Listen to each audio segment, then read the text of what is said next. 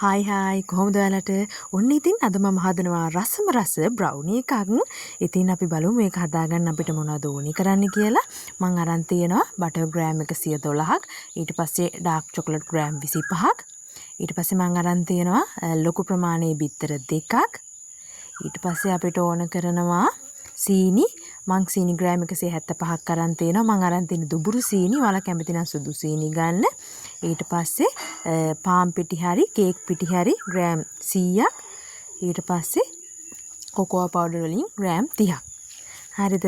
මුලින්ම අපි dark chocolate උයි බටර් උයි ඩබල් බොයිල් කරලා මෙල්ට් කරගන්න ඕනේ. ඊට පස්සේ ඒක පැත්තකින් තියලා අපි බිත්තර දෙකයි සීනි හොඳට බීට් කරගන්න ඕනේ. මම අද වික්ස් එකෙන් තමයි මේක හදන්නේ. ඔයාලට කැමති නම් මේක බීටර් එකෙන් කරගන්නත් පුළුවන්. මෙන්න මේ විදියට හොඳට මේක බීට් කරගන්න ඕනේ. ඊට පස්සේ මම මේකට පාන් පිටි ටිකයි කොකෝ පවුඩර් ටික එකතු කරනවා.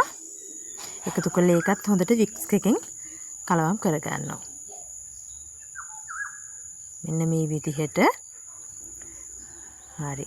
ඊට පස්සේ මම මේකට මෙල්ට් කරගත්ත බටර් උයි ඩාර්ක් චොක්ලට් උයි එකතු කරනවා. මේ මිශ්‍රණෙත් එකතු කරලා මේක හොඳට වික්ස් එකෙන් මම මිශ්‍ර කරගන්නවා. මේ ඔයාලා මේක බීටරෙන් උනත් කරගන්න පුළුවන්. මෙන්න මේ විදිහට. ඊට පස්සේ මම ට්‍රේ එකක් අරගෙන මෙන්න මේ බැටර් එක ඒකට දාගන්නවා. ඊට පස්සේ මම ඔන්න චොක්ලට් චිප්ස් තිබිලා ඒන් ටිකකුත් එකතු කරගන්නවා. ඊට පස්සේ මේක අංශක 160ට විනාඩි 30ක් විතර අපි බේක් කරගන්න ඕනේ. ඊට කලින් oven එක විනාඩි 10ක් විතර ප්‍රී හීට් කරගන්න.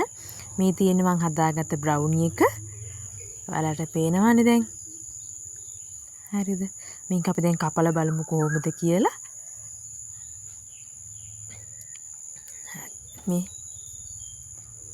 ඉතින් මේක ඇත්තටම හරිම ලේසි ලොකු වැඩක් නෙමෙයි. මේක ඔයාලට ලේසියෙන් හදාගන්න පුළුවන්. මේ තියෙන අපේ බ්‍රවුනි එක. හරිම ලස්සනට තියෙනවා. ඉතින් තේ වෙලාවට ගෙදර බොහොම රසවත්ව ඉක්මනින් පහසුවෙන් හදාගන්න පුළුවන් කෑමක් තමයි මේ බ්‍රවුනි කියන්නේ. ඉතින් හැමදාම කන එකම જાතියේ අතුරු පස්ස වලට ඩෙසර්ට් වලට වඩා මේකත් try කරලා බලන්න. හරිම රසයි.